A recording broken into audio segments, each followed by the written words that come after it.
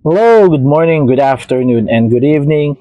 Sumurak Luna here, and today, guys, I just want to share the whip that I'm currently doing for my Shinakuma and then dun sa flame effect ng Cosmic Ghost Rider. So, this is my trial number 3. So, just to give you a story, I just want to give like a glow in the dark effect kapag natapatan ng UV light, lalo nga pag madilim yung room ko, is magkaroon ng light effect yung kanji symbol ni Shinakuma na previously or last 2 weeks ago na winip ko, pati na rin yung eyes niya. And same thing with the flame effect. So, meron tayo kasing nakuhang acrylic paint from Armored Komodo na fluorescent paint, yan. Kaya ito try natin siya. So, first off, kay Shinakuma, napakaganda. So, dito sa picture na to, yan, medyo pagpasensya niya, medyo nanginginig na ang kamay talaga. Kaya, medyo messy yung pagkakagawa ko. So, ito naman siya guys, actual. Yan. So, pag turn off ng lights naman, and UV light lang ang tatapat doon sa paint, sulit naman talaga. Ayan, oh. Napakaganda.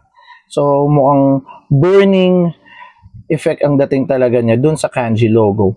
So, yan yung Armored Komodo na acrylic orange. Wala nang halong paint at all. Wala nang other paints na kinombine. And then, dun sa eyes naman, yan ang kinaganda din niya. Nakakuha tayo ng paint na phantom light. Ayan. Para doon sa glow effect naman din niya na para sa mata. So, ito yung phantom paint na ginamit ko, guys. Ayan. So, yun. Tapos, yung sa flame effect, so far, so good. Satisfied naman ako. Pagpasensya nyo lang naman yung whip ko. Kasi wala na talaga sa, kumbaga, hindi na kaya talaga masyado ng kamay. So, here naman guys, sa flame effect. So, sa first picture, nagmukha siyang matte base dahil dun sa nakapalang ko masyado yung fluorescent orange na in-apply ko dito sa flame effect. Kasi dahil translucent itong flame effect na to, so dapat konti lang or light lang ang pag-apply. But then again, natuwa ako sa kanya. And medyo nakulangan ako kasi yung details hindi masyado kumbaga hindi siya masyado nag-glow dito sa second picture na to.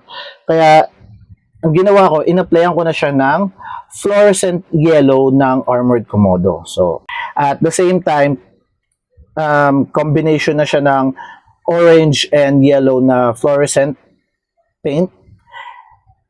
Nagmukha siyang abstract. Kaya kung makikita nyo dyan sa picture, nagmukha siyang abstract na itong third picture na to. Ngayon, naisip ko din, dahil meron tayong Vallejo paint na gloss varnish, ito siya, in-apply ko dito din as a final touch dun sa flame effect na ito para magmukha ulit siyang glossy or magmukha ulit siyang translucent. So, here's the final outcome na.